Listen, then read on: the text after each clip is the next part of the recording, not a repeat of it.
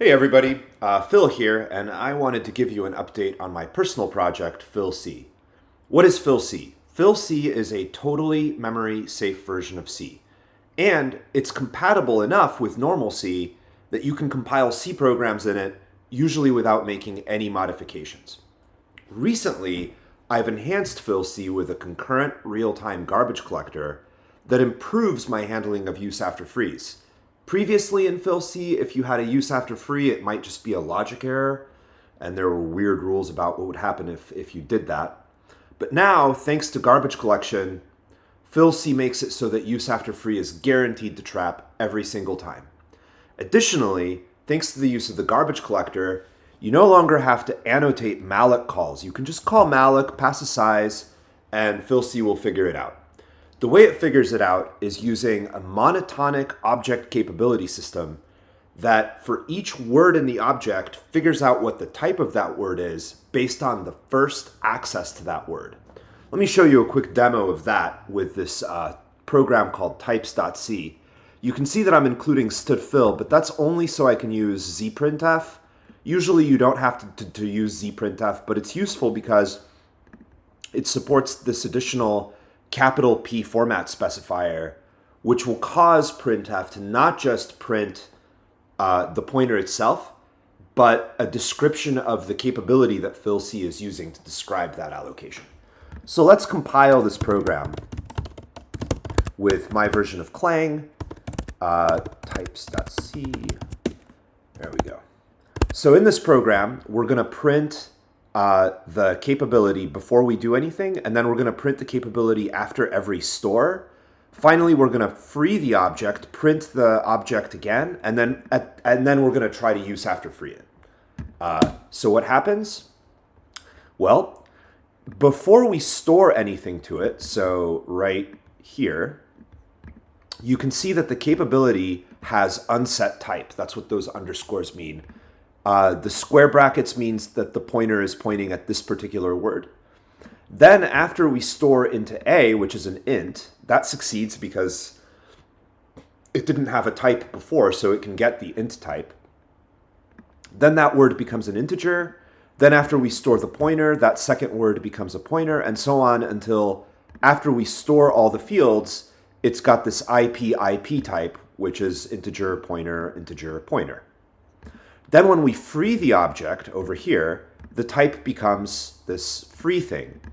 And at that point, because it's free, we can't access it anymore. So we get a safety error at line 26. Line 26 is right here when we try to access this field. So here, Fil-C caught the use after free deterministically. There's no shenanigans. And it inferred the type of this object as we were accessing it. Let me show you some other demos of Fil-C catching problems. So here's a simple program that goes out of bounds. Let's compile this program and see what happens. Voila, we get an error where Fil-C has thwarted a futile attempt to violate memory safety, and it's telling us it's because the pointer is above the upper bound. What about type confusion, though? Let's look at a program that type confuses. So here we have a buffer. The fact that we allocated this buffer to be a buffer of integers doesn't actually matter from the standpoint of the Fil-C type system. What matters is that we actually stored integers into it, which then causes that buffer to become a buffer of integers. And then we're going to try to store a pointer into somewhere in that buffer using this funky cast. So what happens if we do that?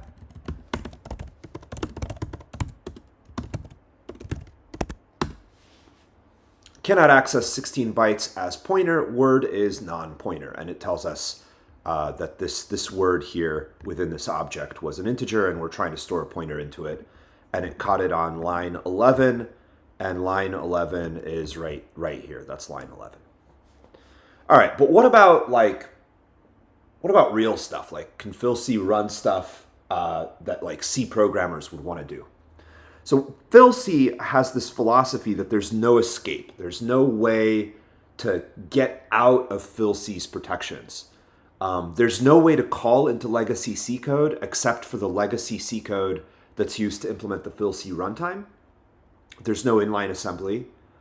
If you link to a legacy C library, you're just going to get link errors. So what Fil-C provides is just a syscall layer within libpslow. And then I've compiled musl as my libc on top of that using the Fil-C compiler. And I've compiled a bunch of other libraries. And I'll show you what some of those libraries are. But because I've got musl, I've got a pretty complete POSIX API. So here's a simple example of using POSIX APIs. We're going to fork and we're going to wait. So let's look at that working in Fil-C. And look at that. The parent prints out the PID that it got from the fork. That's the PID of the child. The child prints out the PID of the parent. And then the parent waits, and in this case, the exit status is 0, no big deal. So this completes just fine. What about something like signal handlers? So here's a cool test from the OpenSSH configure script. What this test is testing is OpenSSH wants to know whether select will actually return if a signal happens. Because it should, unless you... and it should even if the signal is marked restart, apparently. So so we're going to run this test. And in this test, I've actually modified it so that the signal handler writes that it's in the signal handler using the right syscall. And all of this code is going to be compiled with Fil-C. So let's see what happens.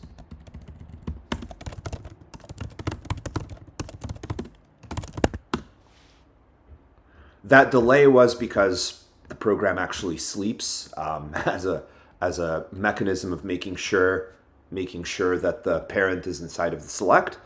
And so the child, which we forked off, sends the sigterm signal to the parent. And the parent has sigterm registered.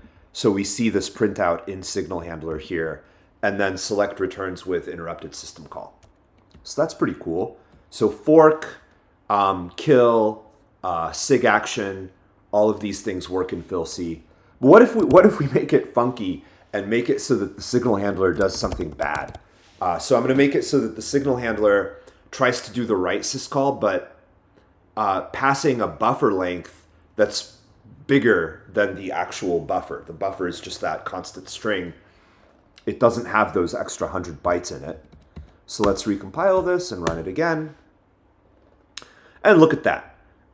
We get a Fil-C safety error, and we actually get it from within the Fil-C runtime implementation of the right syscall, which you can see the whole stack here is being called from musl's wrapper around the right syscall, which in turn is being called from line 12 in here. So right there, that's line 12.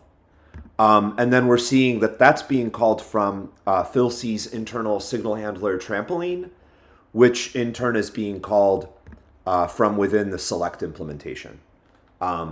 So while Fil-C is handling the select syscall, the signal comes in, and then we call the signal handler, and the signal handler tries to do something you're not supposed to do, and we get this error. So that's pretty cool. But what about like real programs? I'm going to show you a repeat of some of the things that Fil-C could do before I converted over to garbage collection. But actually, hang on. Before I do that, let me just show you just like the garbage collector running. So I have this garbage collector test that's just going to create a bunch of objects. I'm going to have it maintain a list of 10,000 objects and repeat like 10 times.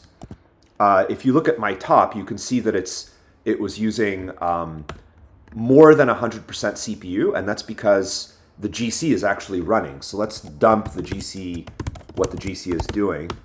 And you can see that the Phil's unbelievable garbage collector is running and collecting memory as this program runs.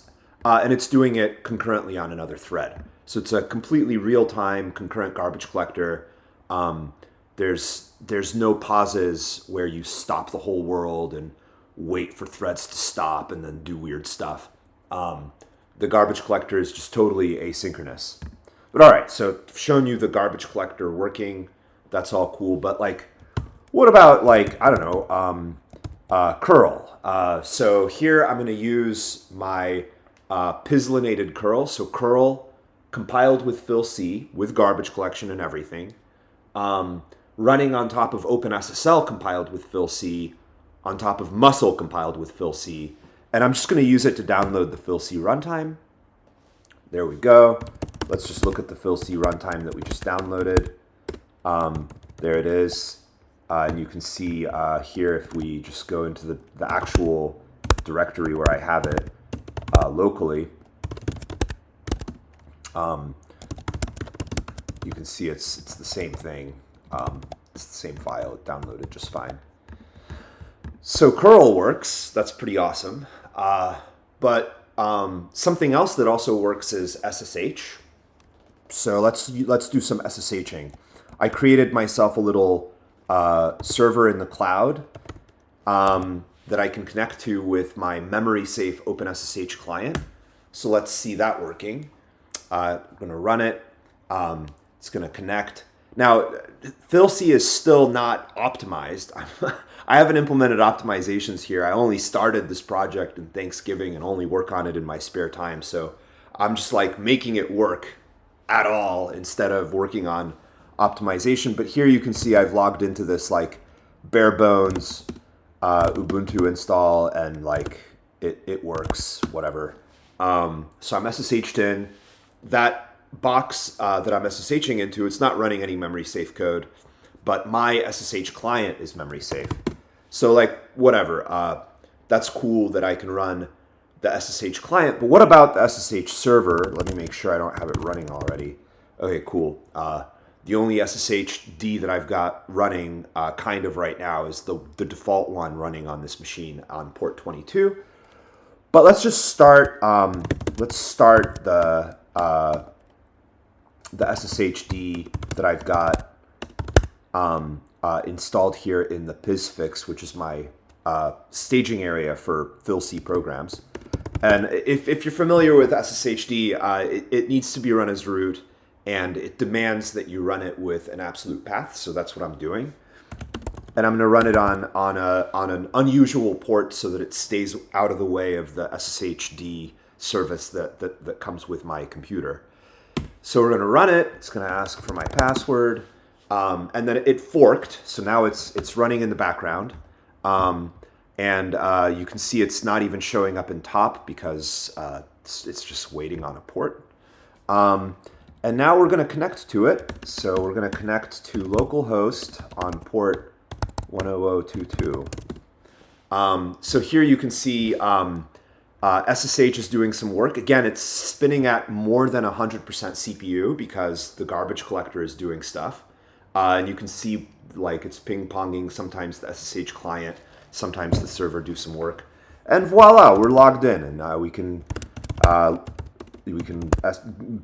CD around. I can maybe even run Emacs. I don't know, to edit. What can I edit? Oh, I don't know, maybe that types program that we were looking at earlier.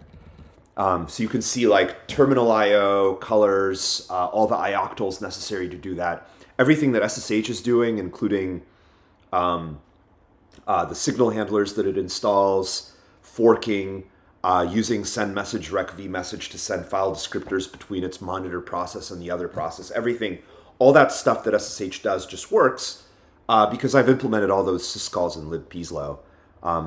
So that's pretty cool. I'm going to kill Emacs here, and then I'm just going to log out. And then let's just kill the SSHD that I started. Oh yeah, I have to be root to kill a process that's running as root. All right, cool. So I killed that. That's great. But now I just want to also show you a demo of like what it's like to take a project that's a C project, download it, and build it with Fil-C. So I'm going to do that with two projects for you right now. The first is PCRE2. I also have the old version of PCRE working already, but let's do this one. Let's download it. It's downloaded. Let's untar it. Downloads PCRE2. So we're gonna untar that sucker.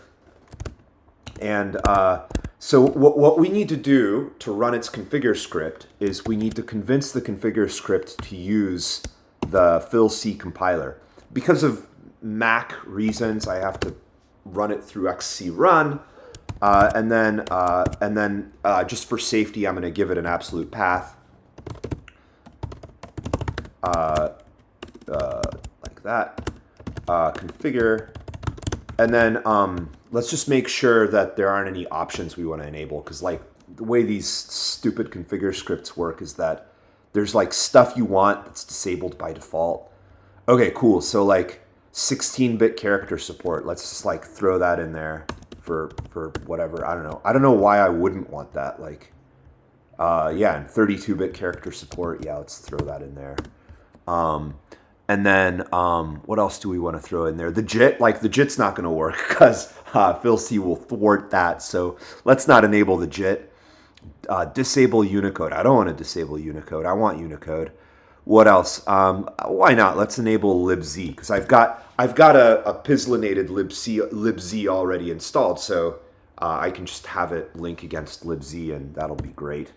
So all you have to do is just pass that cc equals and then to the path to the clang that is the Fil-C clang, and then we're gonna configure script is doing what configure scripts do.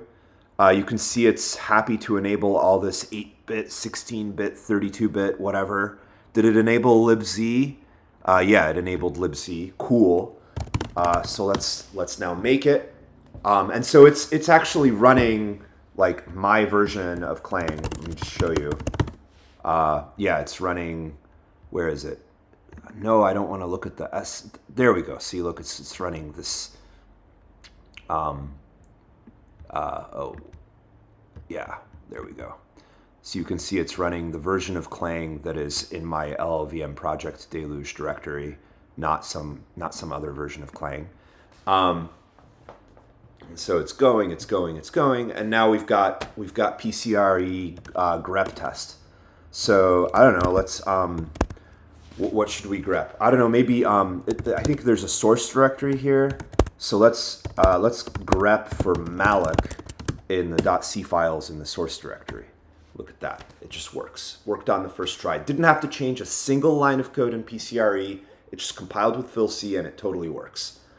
But what else? I don't know. Let's try bzip. So here's bzip, and they're telling us to git clone it. So let's git clone it. Okay, it's git cloned. Now bzip does not have a configure script. If you look at their README file, what they're saying is you just say make. So let's look at how that make file works to make sure we can figure out a way to make it work with Fil-C. So it's going to try to use GCC.